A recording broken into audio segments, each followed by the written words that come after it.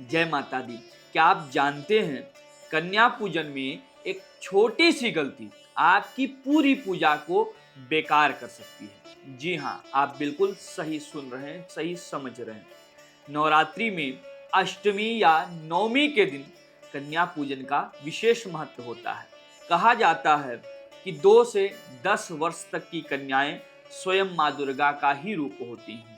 इसलिए आप जब भी कन्या पूजन करें, अपने घर में कन्याओं को जिमावें, तो ध्यान यही रखें कि कन्याओं की उम्र 2 वर्ष से 10 वर्ष तक ही होनी चाहिए, क्योंकि 11 वर्ष से उनको रजस्वला की संज्ञा दी जाती है, इसलिए वो कन्या के रूप में नहीं रह पाती हैं।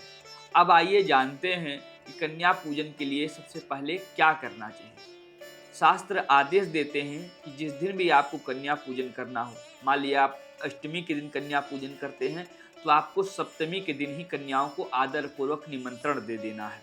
यदि आप नवमी के दिन कन्या पूजन करते हैं, तो आपको अष्टमी के दिन ही बड़े आदर और सम्मान के साथ अपने घर में आने के लिए कन्याओं को निमंत्रण दे देना है।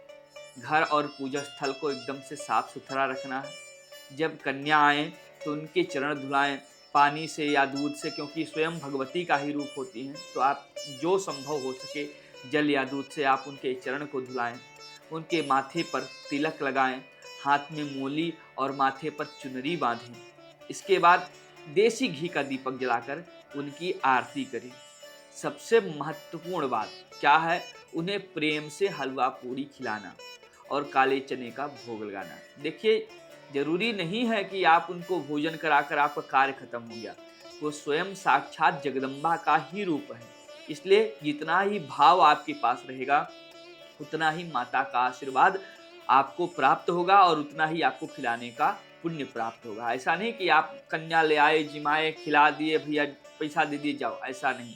एक भाव के साथ जब आप उनको भोजन करा लें, तो अंत में जो है उनको कुछ दक्षिणा दे या उनको कुछ उपहार के रूप में भी आप दे सकते हैं।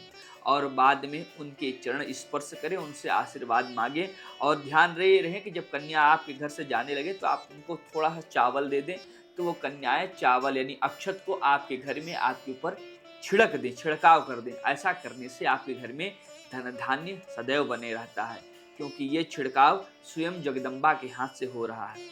ध्यान ये रखना है कि भोजन में आपको लहसुन प्याज का बिल्कुल भी इस्तेमाल नहीं करना है, यानी तामसिक भोजन का इस्तेमाल नहीं करना है। और एक छोटे से बालक को यानी भैरव रूप को या लांगूर के रूप में या हनुमान जी के रूप में भोजन जरूर कराना है। माता 8 कन्याओं के साथ, 9 कन्याओं के साथ एक लंगूर को भोजन आप जरूर कराएं, क्योंकि जहाँ पर कन्याओं का सम्मान होता है, वहीं माता दुर्गा का साक्षात वास होता है। इसलिए कन्याओं का सम्मान करना बहुत ही जरूरी है। ध्यान रखें, यदि आप अष्टमी के दिन कन्या पूजन कर रहे हैं, तो आपको 26 तारीख को करना है, यानी 26 मार्च को करना है। आप नवमी के दिन कन्या पूजन कर रहे हैं, तो आपको 27 मार्च के दिन कन्या पूजन करना है। अगर आप भी माता की कृपा चाहते हैं, तो इस वीडियो को लाइक करें, शेयर करें और चैनल को सब्सक्राइब जरूर करें। जय माता दी।